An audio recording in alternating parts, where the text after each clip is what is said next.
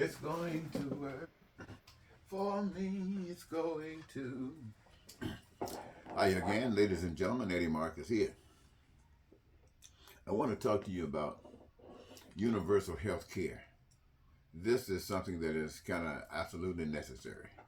We got to make adjustments. We got to do whatever is necessary. But we must protect one another from sicknesses and diseases.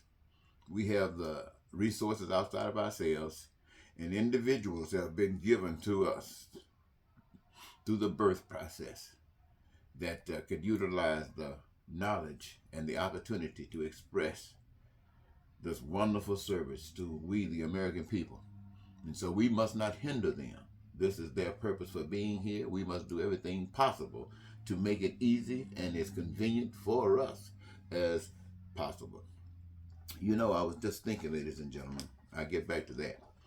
Um, on the telly, they have, I believe, on a YouTube channel, they are talking about Fox, Donald Trump, talking about Fox management. They're talking about the big lie. They're talking about all of the senators, what President called his senators, talking about the representatives, talking about the governors and people throughout the nation who bought into the lie. The man who walked on and said, I can shoot somebody down here on Fifth Avenue or one of these streets and get away with it. That should have been telling the American people something. And it did tell the American people something. The American people fell in love with that statement. He said that, and the American people said, that's my man. And for them, he could do no wrong.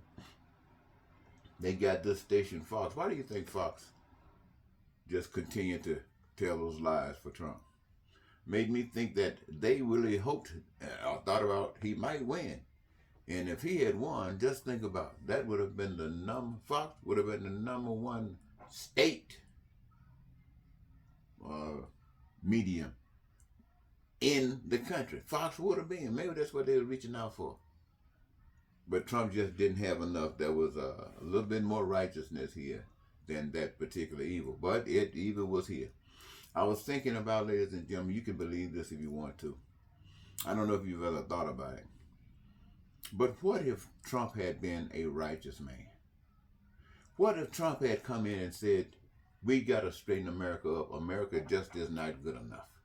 We got to make America better. And how are we going to do it? First of all, we got to get people who are wasting time, got nothing to do, crime and violence, hanging around the streets, making babies, getting high. We got to give them something to do. Let's give them an opportunity to have a career, to choose a career, something that they love doing, so they can participate in the process of causing a greater manifestation of the goods and services that we the people have determined is so essential for our survival, but not only our survival, but for our heavenly, magnificent, wonderful life. What if he had said that?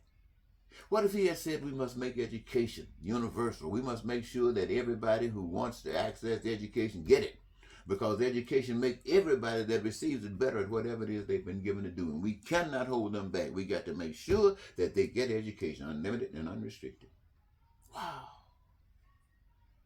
Now they get a job, education, they got the health care. My. And since they are, all of us, creating the goods and services that we say are essential, that would include food, clothing, and any transportation infrastructure, all of the things that would be so magnificent, we the people would be making them and understanding that it is we fixing stuff for ourselves. And we would have been inspired to do righteous things by a man who came to us with righteousness. Wow. What if he had come here saying that? And then telling us that living like this would allow us to live in peace and be prosperous and free. That we have joy in our lives and we could be happy. Rather than just dream dreams, we live our dreams. Our needs, our wants, and our desires will be met. What if he had been a righteous man and come to us like that? Wow. I believe, personally, as a black man, spokesman, advocate for basic human rights for all people, I believe if Donald Trump, or a white man, called himself rich, They have put themselves on top of the world ever since we've been here in America, or ever since they've been here. They have put themselves on top of the world. And if he had come here speaking like that, he would have been speaking like a man that's supposed to be on top of the world. And the people, I believe, would have gone for it. I know I would. I know I would have. But no, he was not a righteous man. He was an evil man.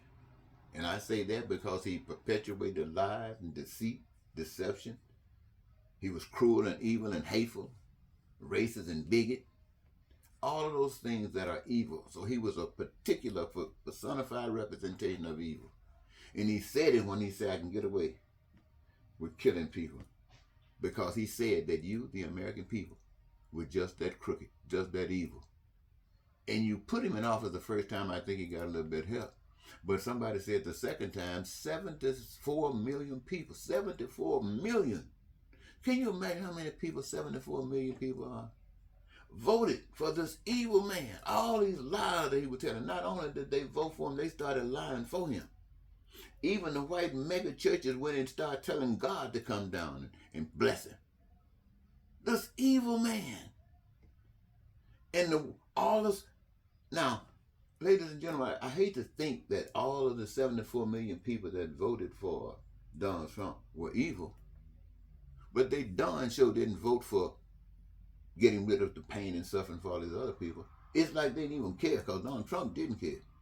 And so it makes you seem like the 74 million people did not even give a stink about the rest of the nation. Black people and people of color, however they've been treated, suffering and pain.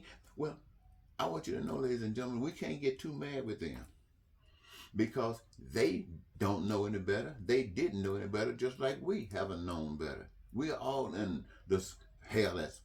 I don't want you to forget. We're in this hell together.